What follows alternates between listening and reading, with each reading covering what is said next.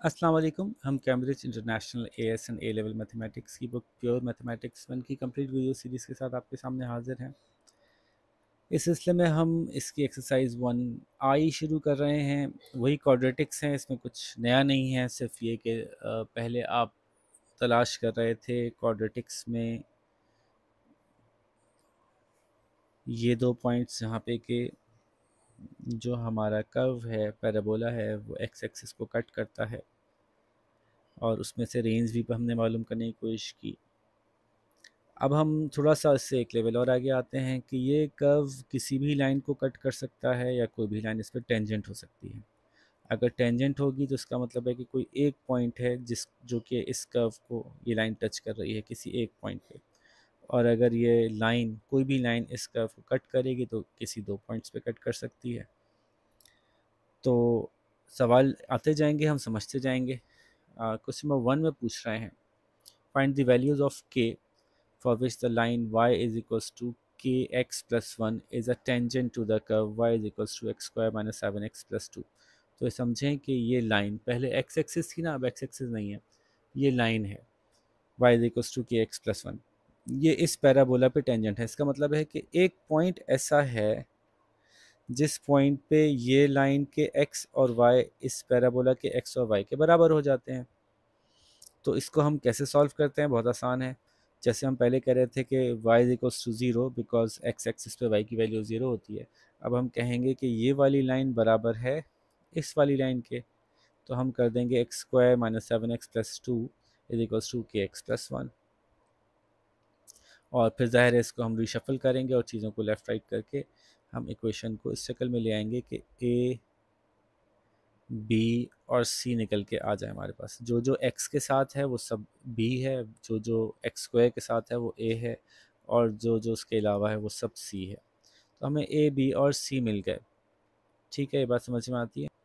अब ये अगर आप बात याद करें कि हमने डिस्क्रिमिनेंट के हवाले से बात की थी कि अगर वो जस्ट टच कर रहा होता है एक्स एक्सिस को, तो हमें एक्स स्क्वायर के अंदर दो डिफरेंट आंसर्स नहीं मिलते बल्कि एक ही आंसर मिलता है। और वो तब होता है जब डिस्क्रिमिनेंट का की वैल्यू ज़ीरो होती है। ठीक है, अगर ये कट कर रही होती है तो हमें दो आंसर मिलते हैं, तो वो तब होता है जब डिस्क्रिमिनेंट की वैल्यू प्लस होती है, पॉजिटिव होती है। और डिस्क्रिमिनेंट की वैल्यू अगर नेगेटिव होती है तो ये लाइन इसको टच ही नहीं कर रही होती। ये बात हमने की थी। तो अब हमें पता है कि ये टेंजेंट है, इसका मतलब है सिर्फ एक पॉइंट पे टच करेगा। एक पॉइंट पे टच करेगा तो इस सोल्यूशन में एक्स स्क्वायर की दो वैल्यूज़ नहीं आएंगी बल्कि एक ही आएगी। इसका मतलब है इसका डिस्क्रिमिनेंट जो है वो ज़ीरो होगा।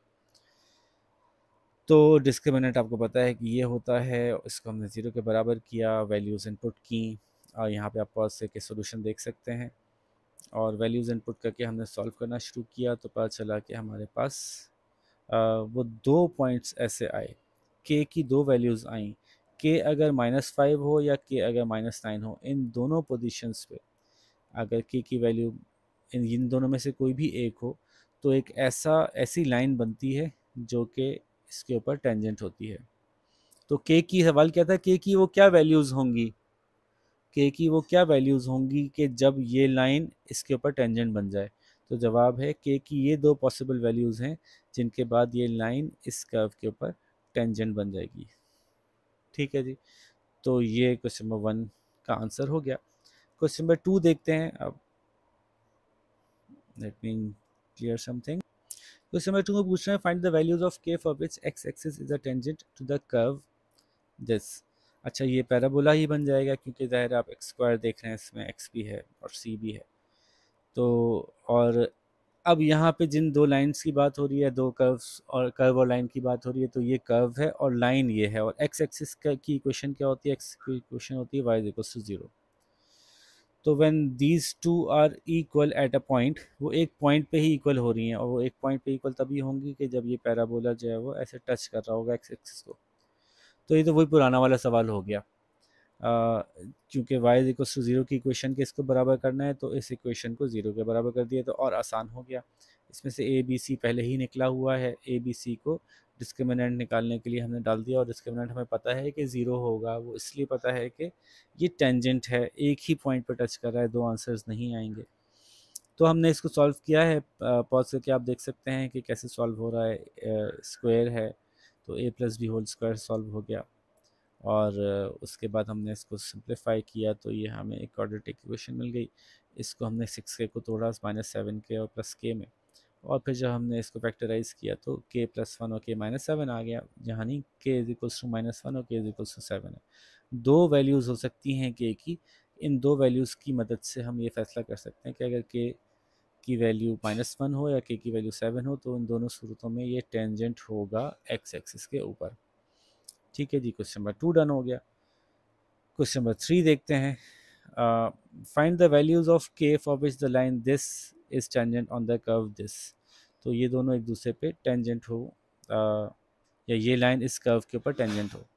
अच्छा, ये देख लीजिए कि ये अपॉन में चला गया है x, तो फिर ये एक डिफरेंट लाइन बन रही है, ये आप जहन में रखिएगा, ये डिफरेंट कर्व बन रहा है।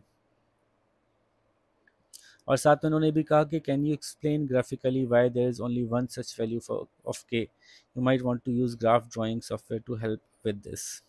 ठीक है जी। अब इसके मसलों को हल करने से पहले हम ये समझते हैं कि इसको जो हमारा रेगुलर पैटर्न है उस पर सॉल्व तो करें। ये दोनों जिस जगह पे एक दूसरे पे टेंजेंट होंगे वो पॉइंट निकालने के लिए इसको इसके बराबर करना है। पहले इस लाइन को ठीक कर लेते हैं, इसकी इक्वेशन को ज़ीरो वाला बना लेते हैं, और उसके बाद फिर हम इसको सॉल्व करेंगे। और ज़ाहिर है हमें मतलब वाई के को एक तरफ करते हुए बाकी सबको दूसरी तरफ लेके जाना है। तो यहाँ देखिए हमने इसको पहले तो वाई की टर्म्स में, एक्स की टर्म्स में वाई को एक्सप्लेन कर दिया, तो हमारे पास एक तो ये आ गया y=12 - x, और ये हमारे पास पहले से ही था y=5/x-2। ये दोनों बराबर हैं, इसको सिंप्लीफाई कर लिया, ये इधर चला गया, ये इधर आ गया, तो फिर ये 5k हो गया, ये x-2 से मल्टीप्लाई हो गया।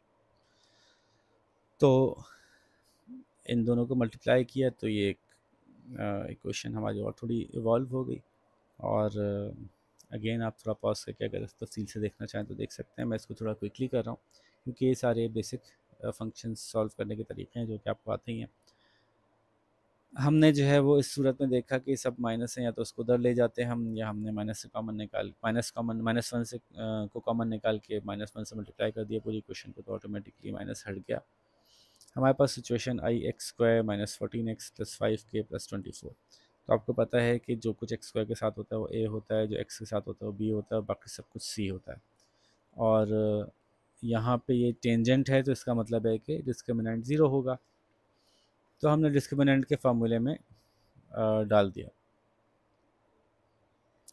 a की जगह a की वैल्यू, b की जगह b की वैल्यू, c की जगह c की वैल्यू। और जब इसको हमने रिज़ॉल्व किया तो पता चला कि हमारे पास k की वैल्यू जो आ रही है वो 5 आ रही है, कि k जो है वो 5 होगा। तो यहाँ तक तो समझ में आ गया कि वो क्या वैल्यू होगी k की, कि जब ये लाइन इस कर्व के ऊपर टेंजेंट होगी, तो वो k की वैल्यू तो पता चल गई। अब हमसे अगला सवाल पूछ रहे हैं ये कि ऐसा क्यों होगा। देखिए मैंने जो इन्होंने कहा था कि ग्राफ ड्राइंग सॉफ्टवेयर यूज़ करते हुए आप चेक करिए, 1/x का ग्राफ है तो वो इसी तरह से बनता है, जो दो रेड लाइंस बनी हैं, नॉर्मल क्वाड्रेटिक ग्राफ नहीं है। और ये आप गौर कीजिए कि ये लाइन जो टच कर रही है टेंजेंट है, वो यहाँ पे टेंजेंट है, और k की एक ही वैल्यू मिल रही है हमें, यानी कि 5 है तभी ऐसा होगा। अगर k कुछ और होगा, यानी दो वैल्यूज़ क्यों नहीं मिलेंगी हमें, क्योंकि गौर कीजिए ना कि ये दो दो वैल्यूज़ कैसे आएंगी, दो अलग अलग पॉसिबल वैल्यूज़ कैसे हो सकती हैं कि जिसमें कि लाइन टेंजेंट हो सके। तो ये बस बेसिक सी बात है जो आपको ये समझानी थी कि ये 1/x से ग्राफ की शक्ल की वजह से ऐसा है। ठीक है जी, तो ये क्वेश्चन नंबर 3 हमने डन किया, आंसर निकाल लिया है कि इसकी एक ही वैल्यू आएगी, के की एक से ज़्यादा पॉसिबिलिटीज़ नहीं है। ठीक है जी, तो यहाँ पे आपसे इजाज़त चाहेंगे, आप अपना ख्याल रखिएगा। अगले सवाल के साथ मुलाकात करते हैं। अल्लाह हाफ़िज़।